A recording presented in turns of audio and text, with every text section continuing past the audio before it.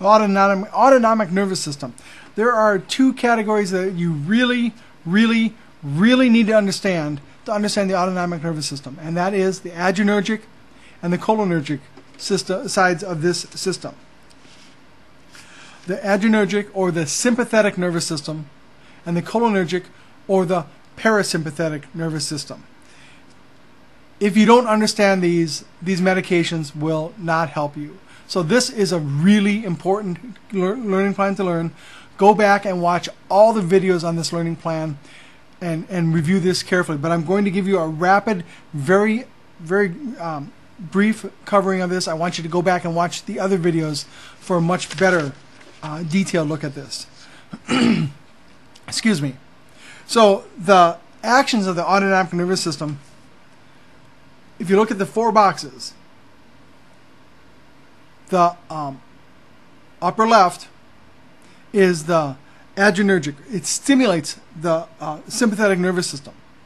The bottom left inhibits the sympathetic nervous system. On top right, it activates the parasympathetic nervous system, or the cholinergic system. On the bottom end, it inhibits the parasympathetic or cholinergic system. These corners act the same. So if we're activating the adrenergic system, it is the same as if we were inhibiting the cholinergic. If we're activating the cholinergic, it's the same as if we're inhibiting the adrenergic. If you understand one column, one square, you should be able to infer each other square based on, is it the opposite or the same? Same. Opposite. Had my hands all confused there for a second. So the agonists, or the stimulators, agonists or stimulators for the adrenergic, that is the fight or flight reflex. The fight or flight reflex, it is the norepinephrine and the epinephrine. This stimulates the body processes to promote self-preservation.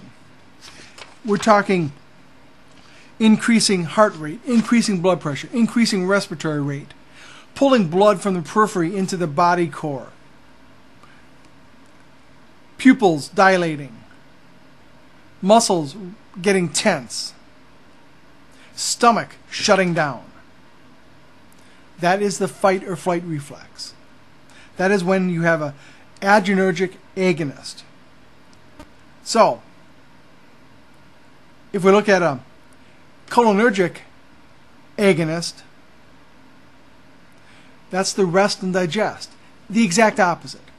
The gut starts working faster and harder. The digestive system works. The intestines, saliva starts working. Pupils constrict. Heart rate goes down.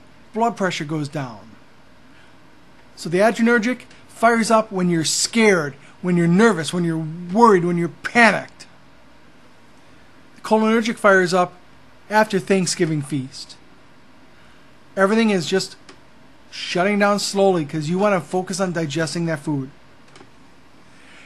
The key neurotransmitter there is acetylcholine.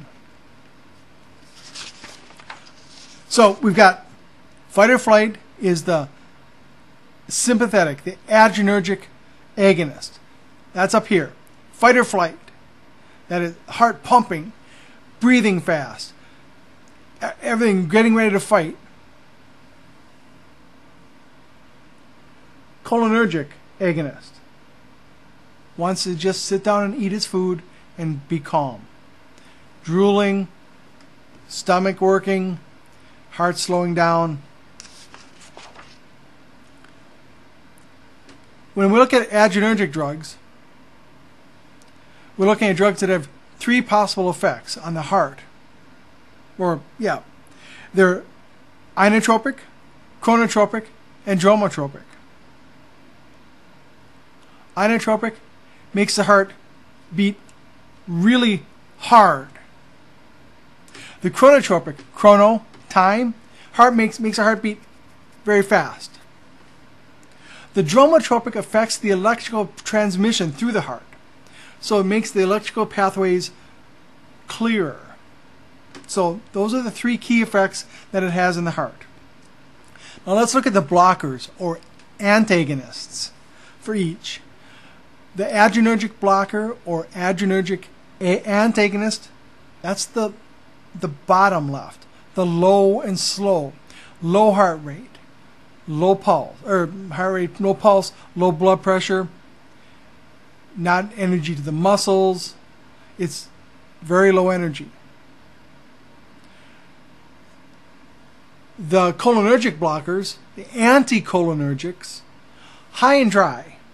So it's going to dry up your mouth. It's going to dry up your eyeballs. It's going to get that heart pumping hard. It's going to get your breathing fast.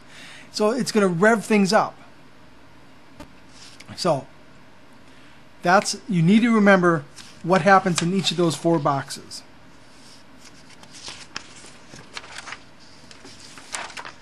The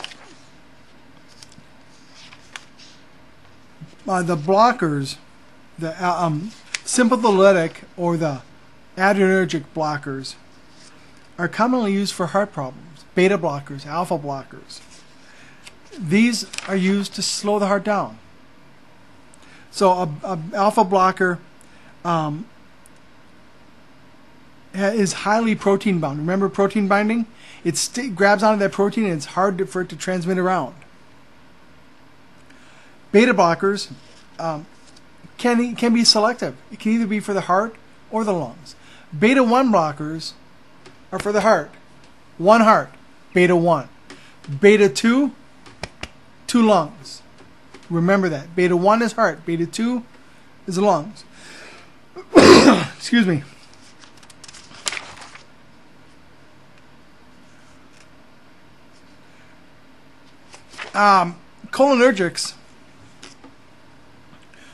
Cholinergics, these are the cholinergic agonists. These stimulate the intestine and gallbladder, stimulate the pupil, stimulate the bladder, increase salivation and sweating. That's what a cholinergic does.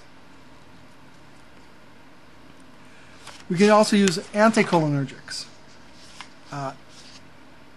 to do the exact opposite. There are several anticholinergics that are used for various conditions.